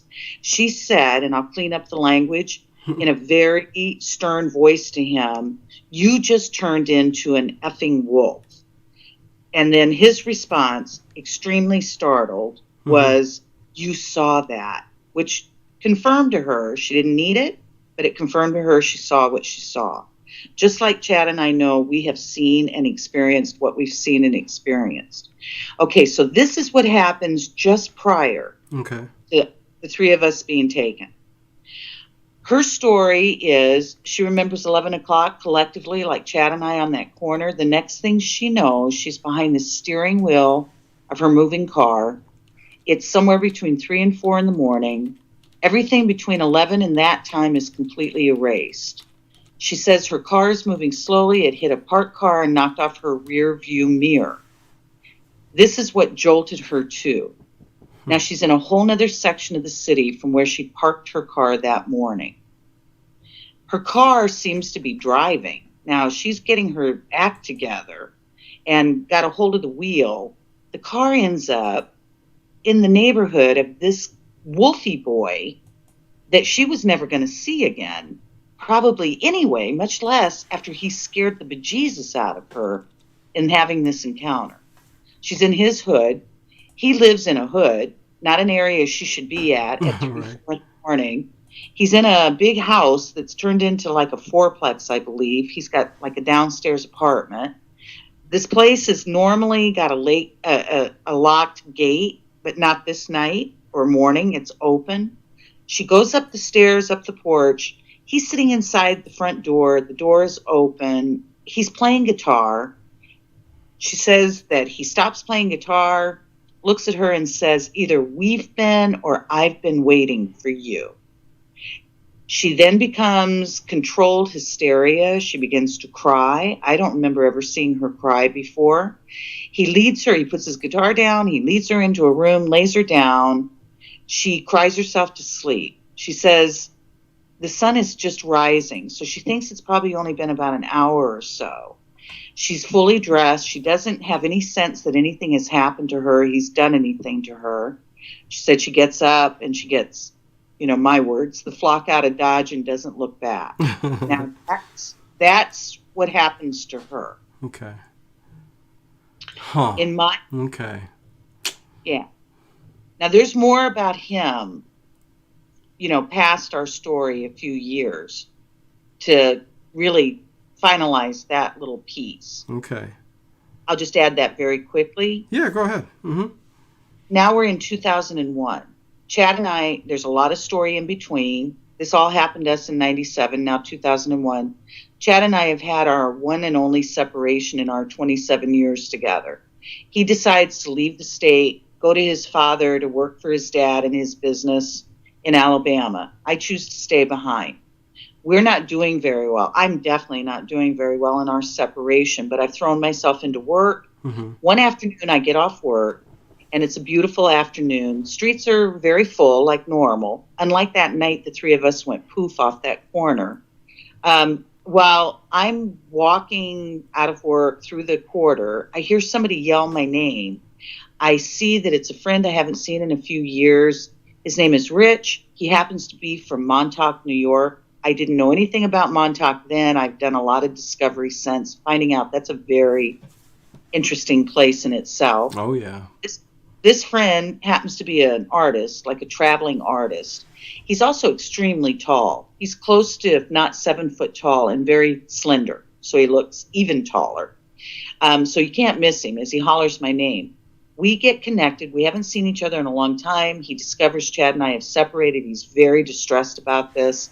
He asks me to have a drink. We sit out at an outdoor cafe. He orders a Coke. I get a beer, I think. I don't remember drinking it, but I'm sure that that's what I would have ordered. He's rolling a cigarette. And in the time it's taking him to roll his cigarette, we're having this basic conversation about how sad he is to learn about Chad and I. And then all of a sudden, out of nowhere, he shifts from that conversation to saying, "Hey, have you heard about Will?" Now, in my startledness, I'm like, "What?" how do you know Will? Wait, I didn't even know you knew him kind of response. Right. Now when I think about that, that's not so odd because, lots of unusualness gathers in the quarter. Mm-hmm. And so, seems like everybody seems to kind of know everybody. But I was very surprised. And again, it came out of nowhere. And I no, I didn't even know you know him. What? What about Will?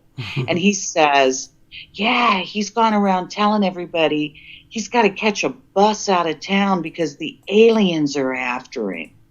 Now, my point of sharing that tail end of this story is the fact that hit me so out of nowhere that at this stage, again, I'm not thinking anything paranormal, high strangeness. I'm just like, where are the cameras? This is like a really bad candid camera I've been made a fool out of. The joke's on me. What the? What the? Right? So Right. that's the long and the short we discover about Will. Now, Chad will share with you very quickly what we discovered about Will as well that might help people understand more about his darkness. Yeah, Okay. apparently his mom was a swamp witch, and they also have the Rougarou down here. I don't know if you've ever heard of the Rougarou. It's like a I guess werewolf type creature. Right. Yeah. He's accompanies has connection with the swamp witch and stuff. So it was just weird that we heard about his mom being a swamp witch, and then him doing this shape shifting into a wolf. So yeah, it was just it's just as weird as all bizarre. The rest of it. Yeah. All right. Yeah. But that is her account, and if you were able to catch anything that I just shared with you, there's no connection of her account to what Chad shared with you about his regression. Right. And, yeah. I mean, totally different stories and stuff that happen. Yeah. So that's kind of strange in itself. Exactly. And she has no memory, between the 11 o'clock and like 3 o'clock or 4 o'clock. Right. In the morning, she has nothing. So Alta, I mean, did her car, right? Yeah. Sorry. Oh no, I was just going to say. So your experience was what? So my experience is last moment on the corner, consciously 11ish, and the next thing I know, I'm standing on the edge of a crater, and the environment, just to speed the story up, looks like I'm in a black and white movie of the so-called landing on the moon. Okay. That's what it looks like is going on around me. Down in that crater is a metallic structure, rectangle shaped. And now I'm not sure, I never have been exactly sure what that was. A hangar, a building, a craft, I'm not sure. But that's all I remember seeing down in the bottom of the crater, and no movement of any kind, no form of life or movement. Now, everything's happening very quickly. There are also orbs of light. I'm trying to think size-wise.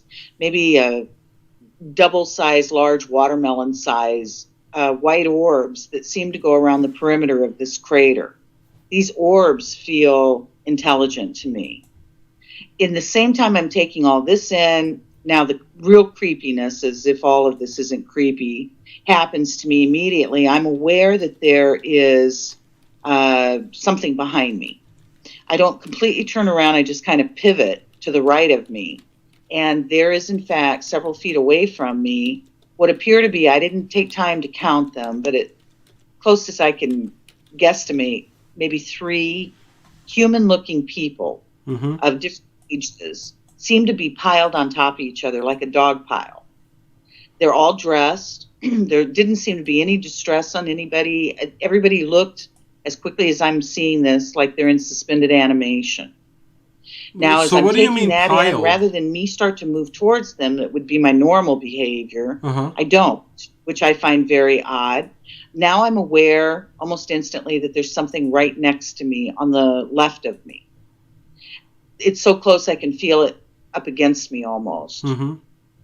turn back, I'm now connected to a female that's over 6 feet tall. She is physically perfect. She's got a bodysuit on, and she is built proportionately perfect. She has long blonde hair, and she is exquisite looking. Her physicality was what I would deem, again, I didn't know this until this experience, perfection. And it also seemed to radiate out of her. I didn't care who she was. I never asked any questions because I didn't care. I was so happy to be with her. I was extremely childlike, and I've said this before, if I'd have had a tail, it would have been wagging. I was just that joyous to be with her. And again, no questions because I didn't care. And there's no consciousness going on inside of me about Chad, I guess Earth, my life. It just, I was where I was in the moment, having this experience, and I felt I was home. Whatever that means, I felt home. So as I'm in this exquisiteness, this bliss, I look up above us, and because I have to tilt my head back to look up to her. And then my gaze goes all the way upward. I'm now up into the sky, and it's a beautiful black sky with, and again, I've taken a lot of teasing over this language, but this is how I experienced it. It was stars, but these stars glistened like diamonds. They were so beautiful. So as I'm just so in love with this experience, her, the sky, these diamond stars, about that quick, it all shifted instantly inside of me. One of those stars began to move and was doing kind of a dance or a zigzag, and then others joined in. Well, in the moment it took for that to move, I went from a state of ecstasy to what I would call terror. Just that quick inside of myself. My heart began to race. It felt like it was going to pump out of my chest. I became so afraid. Because if there is such a thing as a logic, having this kind of an experience or encounter, whatever was happening to me, it kicked in that very moment. And all of a sudden I knew stars can't do that. And in that kind of thinking, I just became so afraid. She telepathically spoke to me, and it was in a tone that was so beautiful. Everything about her was so beautiful. The tone was, again, exquisite. She called me by name, and she said, Alta, don't be afraid. They're just scanning you. And then at that very moment of that sentence, that was the last thing that I knew. And then the next thing I know, I'm sitting up in my living room, and my eyes pop open, and I have something in my upper arm. Right, yes. So they implanted something in you. But where were you actually at this moment? You had no idea, really, right? I mean, you were not on a ship. You were in a different locale, right? Well, it certainly appeared it. As I said to you, my best way of describing it would have been like if I was in that black and white movie of what they claim was the moon landing. That's what it looked like. Yeah, very interesting. Huh. Okay. So this alien, this implant, you don't remember any kind of medical procedure or them doing it to you, or even to this day through regression or anything? Right. And I've purposely, certainly I understand everybody calling it an implant, and I leave it to everybody's own assumption or what have you. Right. I personally have never used that word. I have from the very beginning, years ago when we came out publicly originally, I have always consistently called it an unknown. These are unknowns to me because I have no memory of it being implanted. I have never known, and I've said this with some humor, how do we know it didn't come with the package?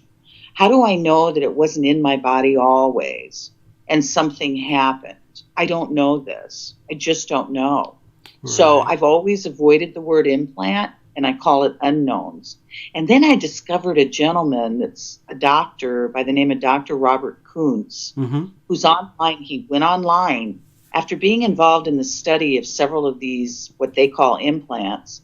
And this doctor is a theoretical physicist, I believe is his title.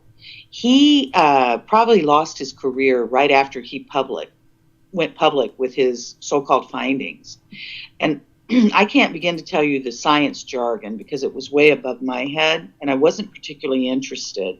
What I took note of and I've never forgotten is he clearly stated that whatever civilization, whoever is responsible for these objects, he indicated we're 100 million years in advance of human civilization. And once I saw that number, I realized this is my understanding. And I know a lot of people will not be on board with what I'm saying, but again, it's just my truth. I suspect we know nothing, and it's not possible to know anything of this accord. Because again, we're talking 100 million years at least in advance of us. Right. Yeah. So to this day, though, you do have that implant still in you, right? Or unknown. Right. I do have that object in my upper arm that you have the X-rays of, and then I've had another experience where I have another unknown in my wrist. The unknown in my wrist won't X-ray. We've tried; it won't take an X-ray, but I had a ultrasound done of it. That was very unusual in itself, but it was my reality that, yes, indeed, the experience I remember happening of getting the second object was in fact true. I definitely have another object in my wrist. Okay. Yeah, I would, somebody mentioned in chat too, they would love to see a pic of that for sure. If you had a picture of the the ultrasound or something like that, that would be interesting to see. But it's let me offer, the ultrasound was done by a friend. Okay. Let me offer this also. I didn't have health insurance. Folks can't even comprehend the kind of expense. Chad and I paid out of our pocket just to get the X-rays of the object in my upper arm.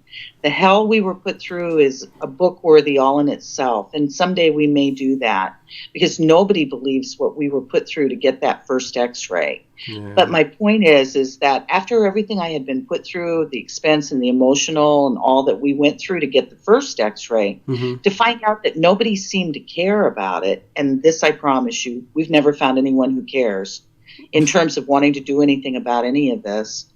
Once I knew that I had this happen in my wrist, I needed, for my sanity's sake, to know that I was not crazy. I had a girlfriend that was a 40-plus-year-old woman that went to college late in life to become an ultrasound tech. She got her degree. When she got out of school, she knew that these things were happening to us. But I have to say, I suspect she didn't quite believe us either, because we've lost many people over this. It doesn't matter to us any longer. It's sad, but it has been the reality. Right, so I understand. Yeah. She had a portable ultrasound machine that she carried with her. She was a traveling tech. She happened to end up in my neighborhood one day, which was real funny because she lived 2 hours from me. But all of a sudden now she's in my neighborhood. She calls me up. She says, I'm going to come by Alta with my little machine. We're going to check out that wrist. Well, now I'm just thrilled. She comes over to my house. She lays me down on my couch and she scans my wrist. And her words are this, and people will have to do with it as they will. Her words are, I heard her gasp a little bit. She's not the kind that gasps, but I heard her make a strange sound. I'm like, JL, what the hey? What is wrong? She said, Alta, whoever or whatever put that there, it's there, but it won't cast a shadow. That's impossible. I couldn't write a report for a doctor if I wanted to. Now, that's what she said to me. I knew it was the truth because I know what I experienced. But again, unless somebody wanted to help us in any way and supply the opportunity to have these things done, it's not necessary any longer because nobody really cares in the reality of having anything done about it. I've tried to talk to everybody to see if anybody who's in the sciences or what have you would be interested to know how I can have an object in my body, 2 of them now that we know of, but clearly the one in my upper arm, that there's no entry wound, there's no scar, there's no way to look at my arm with the naked eye and see that I have this object, but you can clearly feel it. Yeah. And seems to do tricks. And there's never been anybody that we're aware of that's really taken it very seriously, in our case. And it's never really done anything like heated up or moved or anything like that, or has it? Right. So my object moves down to the bone. Okay. And I've tried to help people understand this. Thank the heavens I can't feel that, because I don't know that I could have ever lived with that. It's been hard enough to live with all of it. We try to use a lot of humor, to get through this. To get through it, yeah, for sure. But the object appears to also change shape. But it clearly will move all the way down to the bone, where I'm the only one aware that it's there. But most of the time, like right now, it stands out in my arm like a big bug bite, a big lump. Wow. You need to get pictures and put it up on your Facebook group or page. Well, I've X-ray photos that you can't see anything necessarily with the naked eye. Okay. Photos don't work with it. Okay. Okay.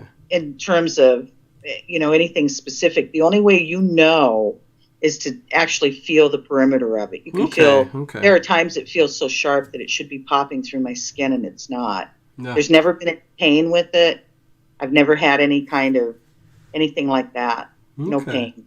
So really nothing ever since that incident then, really, huh? With like the beings that you saw or the craft or anything like that?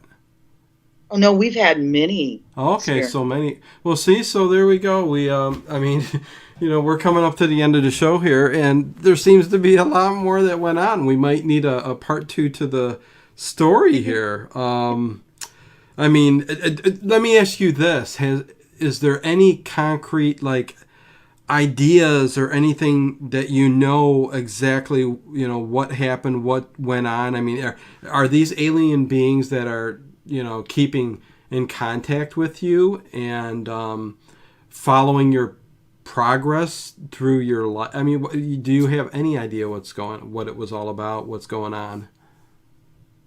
I have no idea. No idea. You're just as confused as I am, really, right? Huh?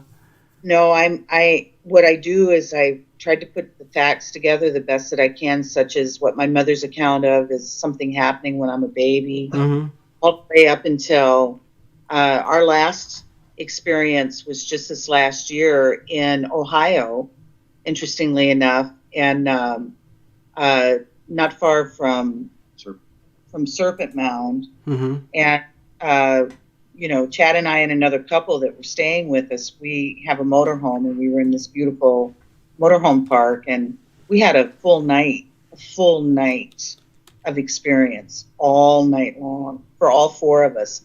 And it truly felt like, and I don't want folks to think, because it sounds awfully airy-fairy, I feel, a lot of times, the way that Chad and I might be describing so much of what we've experienced.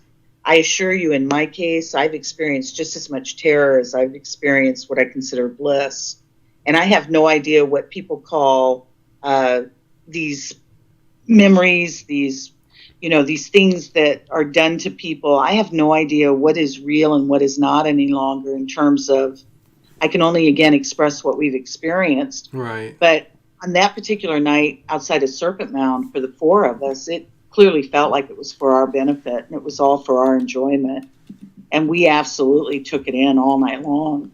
So, wow. It would seem to be ongoing with us. So do you believe it is like an alien race, though? That's kind of, you don't believe it has anything to do with our government or anything like that? Any ideas? Well, I've never used the word aliens or ETs or anything. I've always just referred to the beings, not having any idea what that means. Okay. I have no idea who and what is behind any of this at all. And here's Chad. I'm not sure of his thoughts. Yeah, are they from our future? Are they past? Are they, have they always been here in Earth? Different dimensions. They haven't told me where they're from, so I don't know where they're from. So I know of. Again, there could be more in my regression. But so it's ongoing. I have no idea where they're from. And if I might, while we still have what little time I think we still have with you, and we're so grateful to you, Mm-hmm. Chad has mentioned this a couple of times. I'd like to put it out into the world. Anybody who's kind enough to hear us, when Chad had his regression done, Mm-hmm. he had a very nice rapport with this woman, and so this is why this was arranged. She came to our home. She drove a couple hours to come to our home. Very generous of her. We had an exchange of finances, so it wasn't done for free by any means, but again, it was a good rapport. But it wasn't until they got into the regression. Now, I wasn't in the room. I'm in another room. They were behind closed doors, but she taped the regression. First of all, her tape recorder was set so low that it is extremely painful to try to hear it because it is so low. Okay. But on top of that, it appeared that she was in way over her head. She had never been involved in regression dealing with so-called aliens or ET or UFOs. So what I learned when I listened to the regression, that every time she would get Chad to an environment where he's talking about the beings that he's encountering, Mm-hmm. she would become afraid. You could hear it. And she would move him instantly away from that experience. So there is no doubt to me, and I think now I hear from Chad, that there's so much more in there. So if there's anybody out there that is experienced in this area, that is ever interested in what's going on with us, we'd love to hear from you. Yeah, definitely. And what the best way for them to do that is just to the Facebook group, you guys' personal page. Okay, so the Facebook group. Tell me which one. It's the Abducted in the French Quarter. Okay, and that's the Facebook page. So yeah, and I think I got it linked. Yeah, I got it linked into YouTube, and I'll have it linked with all the other stuff. So, but I mean, I wish we had more time to continue, but we are exactly just about 2 hours. So I'm going to have to end the show. I do apologize at the crash of the computer and the software. First time it ever happened in 2.5 years, you guys. I do apologize, but we got the story in. So you make sure you go to the Facebook page, or Abducted in the French Quarter, and you can get the book from there.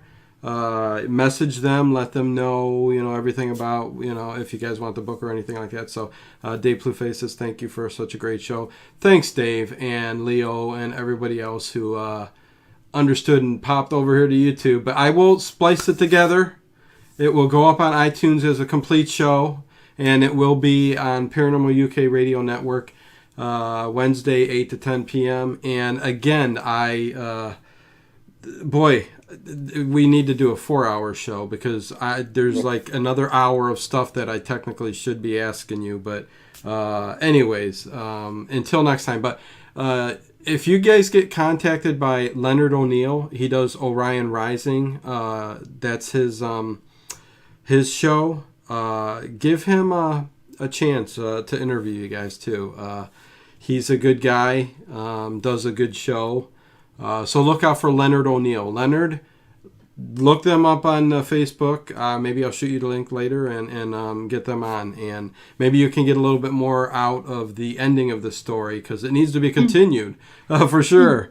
So you guys hold on a second, okay? Chad and Alta, if you could. Is that okay? Oh, yeah, definitely. Thank you again so much for having us. Right, and thank you so much, Dino, and thank you for the suggestion. We're absolutely open to anybody interested in visiting with us, and we thank you so much. We scream your praises to the heavens.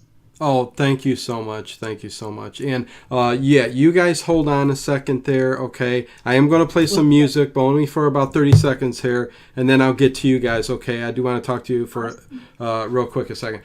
So everybody, Paranormal Into the Night. A little goofy show, but you know what? With the paranormal, that comes right along with it, okay? So that's just the way it goes. So again, this will be up in its entirety on iTunes and YouTube. I'll get it all together. You guys will get it. And you will be hearing more from them, I'm sure, from other people. So peace, love, and the paranormal. I'll talk to you guys later.